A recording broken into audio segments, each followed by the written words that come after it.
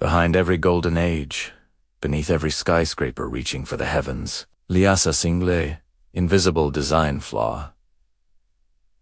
The inherent and inescapable tendency of every great empire to destroy the very thing that made it great, its currency. This isn't a conspiracy theory. It is a profound historical pattern, a repeating cycle of growth, greed, and catastrophic collapse. It's the story of Roman silver turning to copper dust, Spanish gold vanishing into thin air, and the British pound succumbing to a war it could no longer afford. Millions lost everything, not because of an external invasion, but because the men in power made the fatal choice to erode the purchasing power of the people as savings, often under the guise of progress or emergency.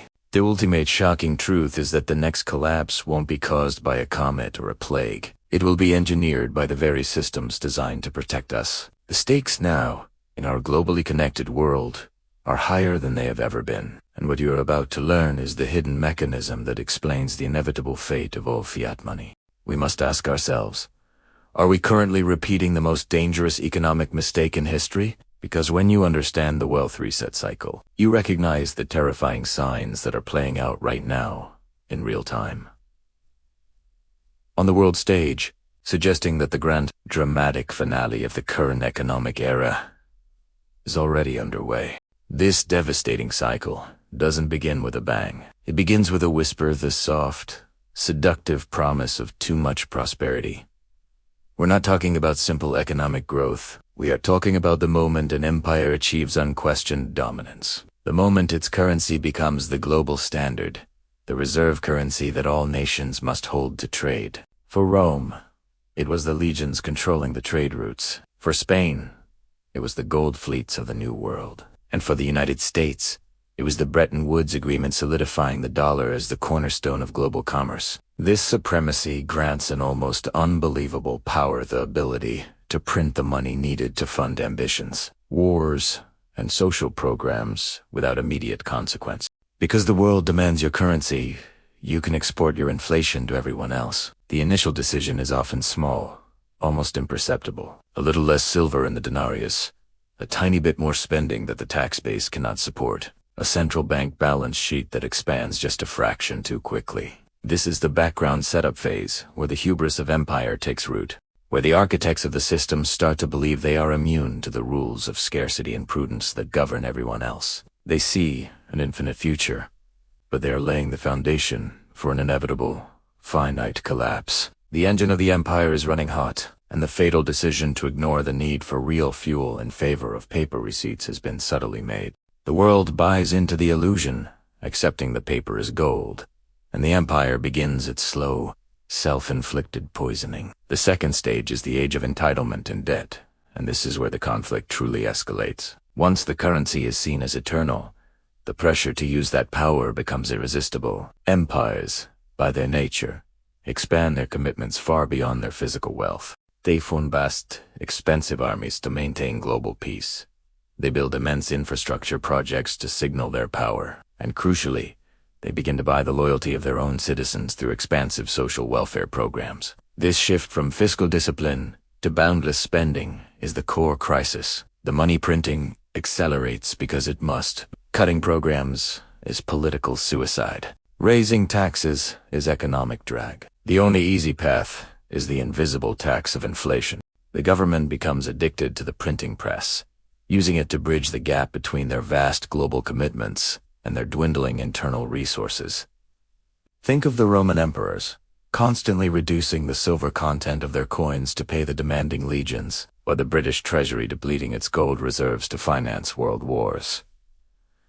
The key character here is not an individual, but the collective greed of the ruling class, who prioritize immediate stability and political survival over long-term financial integrity. The value of the currency is sacrificed on the altar of political expediency. This brings us to the mechanics of debasement, the chilling truth of how the destruction is engineered. The process is a slow, technical erosion, often misunderstood by the public until it's far too late. It is a one-way street.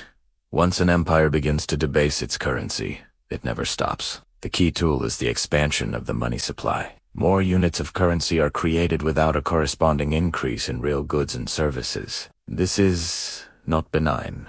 The initial effects manifest as asset bubbles, Stock markets soar, real estate becomes unattainable, and the rich get disproportionately richer because they are closest to the source of the new money. This is the Cantillon effect, where the first recipients of the freshly printed currencies are banks, the government. The financiers benefit the most before the price increases spread to the general population. The average citizen, the factory worker, the small business owner, only experiences the painful, lagging consequence. Higher prices for food and fuel, the slow death of their savings account, the crushing realization that their wage increases are perpetually insufficient. This systemic flaw creates a deep societal schism, fueling political instability and resentment. The system isn't just failing, it's redistributing wealth upwards, covertly stripping capital from the masses who hold the very currency the empire is destroying. The fourth stage is the emotional peak, the loss of faith. This is the point where the technical process transforms into a psychological collapse. For centuries, a currency's value is upheld by trust the collective, unspoken agreement that the paper is worth something. But as prices spiral out of control and the debasement becomes undeniable, this trust snaps. People start making rational decisions based on their loss of faith. They realize that holding the empire's money is a guaranteed way to lose wealth, prompting them to rush out and exchange the decaying paper for anything tangible: land, gold, commodities, foreign currencies, or even basic supplies. This is the ultimate shocking moment where the emperor is revealed to have no clothes. This panic selling of the currency creates a death spiral. The faster people sell the currency, the faster its value drops, accelerating the need to print more money to fund the ever-increasing costs of government operations, which further destroys the value. The emotional weight of this moment is catastrophic. For millions, it represents the overnight loss of their life's work, the vanishing of their retirement, the collapse of their social standing. The sophisticated financial system, the banks, the bonds, the pension funds all depend on the stability of the currency, and when that foundation shatters, the entire structure of the empire begins to crumble with it. The empire's reign is fundamentally over the moment the people stop believing in its promise. Finally, we arrive at the inevitable lesson and the Great Reset.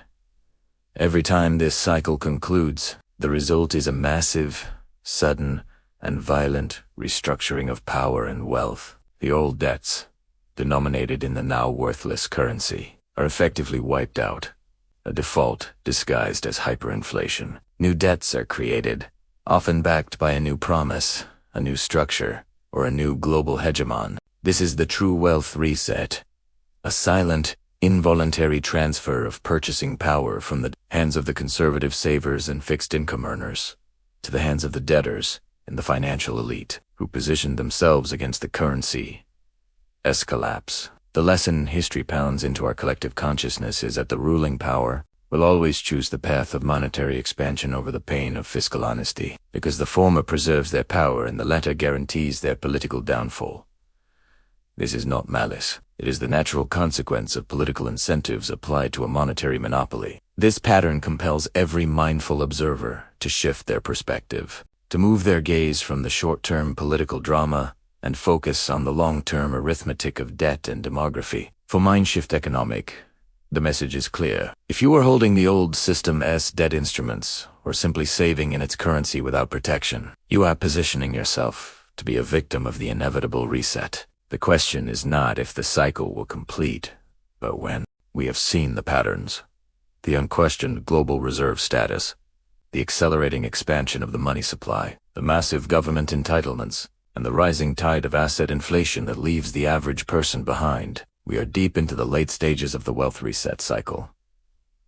History, as Mark Twain is often misquoted, doesn't repeat itself, but it rhymes with horrifying consistency. The Roman citizen who watched his silver coin turn to copper dust felt the same existential fear as the person today, who watches the cost of their groceries double while their savings account barely earns a fraction of a %. The choice before us, the critical mind shift, is whether we choose to be the victims who watch their wealth dissolve in the final collapse of faith, or the informed individuals who understand the deep, structural nature of the process and position their capital outside the blast radius. Because the empire always has two sides: those who cling to the old promise and fall with it, and those who recognize the hidden design, adapt to the shift, and ultimately rise in the new world that emerges from the financial dust. The foundation of the next golden age is always built on the ashes of the last.